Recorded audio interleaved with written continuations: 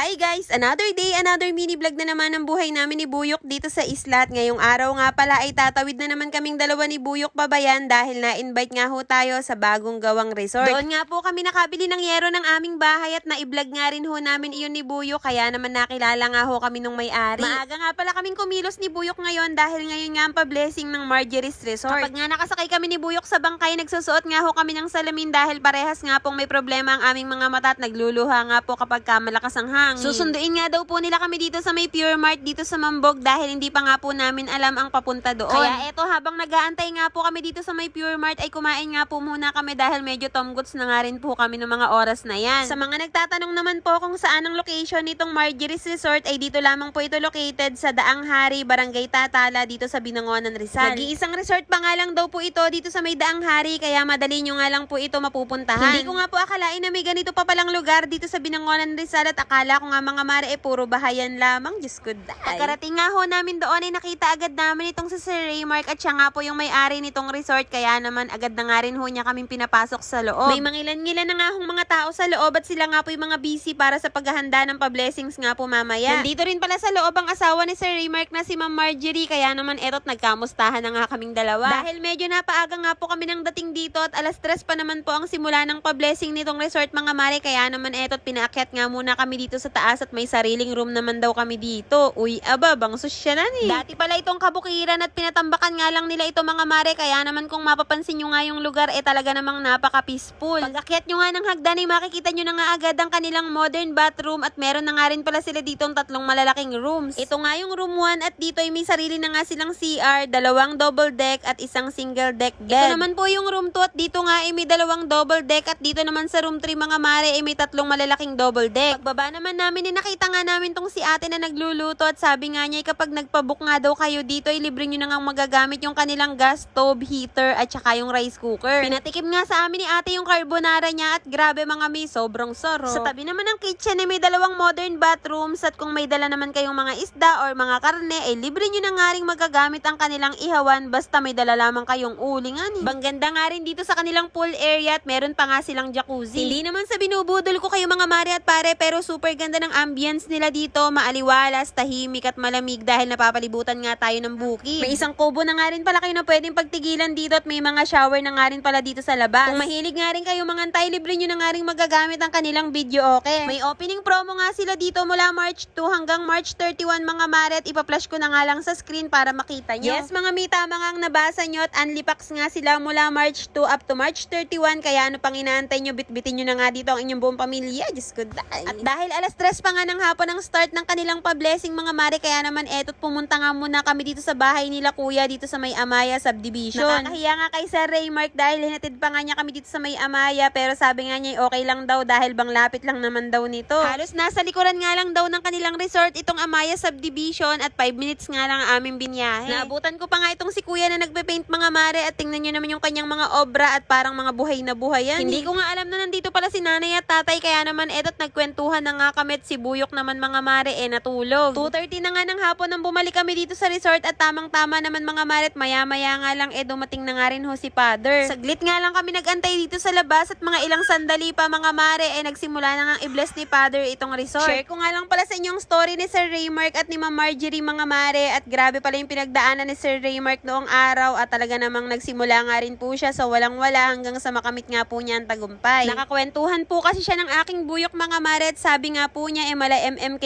nga daw po ang kanyang buhay noong araw. Na halos lahat ng trabaho nga daw po ay napasok na niya noong araw at naging batilyo pa nga daw po siya doon sa may Cardona Fishport na kung saan nagdadala nga po ng mga isda si Buyok. Biruin nyo mga mare, 32 years old pa lang itong si Sir pero grabe na nga yung nakakamit niya. Grabe lang yung realization ko ngayong araw na kahit pala nasa pinakamababang part ka ng buhay mo ay hindi ka habang buhay mananatili roon. Basta't mabuti kang tao at may pananalig sa kanya ay babaguhin talaga ni Lord ang buhay mo. After namang i-bless ni Father itong resort mga mare, nakahanda na nga rin yung mga pagkain kaya naman etot binidyohan ko na nga at sobrang natakam talaga ako. Tingnan nyo naman mga mare at bang sasarap. Napakababait nga po ng pamilya ni Sir Raymark at Ma'am Marjorie mga mare dahil grabe nga po yung pag-intindi nila sa amin dito at naging special visitor pa kami. Diyos ko dahi. Biruin may pinagbalot pa nga kami na akala may pistahan So ay na nga mga mare at pare dahil hapon na nga rin ng mga oras na yan kaya naman nagpaalam na nga rin kami kina Sir at kay Ma'am dahil sabi nga namin baka abutan nga ho kami ng malakas na hangin at malalaking alon. Pinahatid na nga rin nila kami ng kanilang sasakyan dito sa may Pritil mga mare. At kung nakarating nga po kayo hanggang dito sa dulo at kung nagustuhan nyo nga po itong video na to, baka naman pa-heart at pa-share at syempre pa-follow na rin po.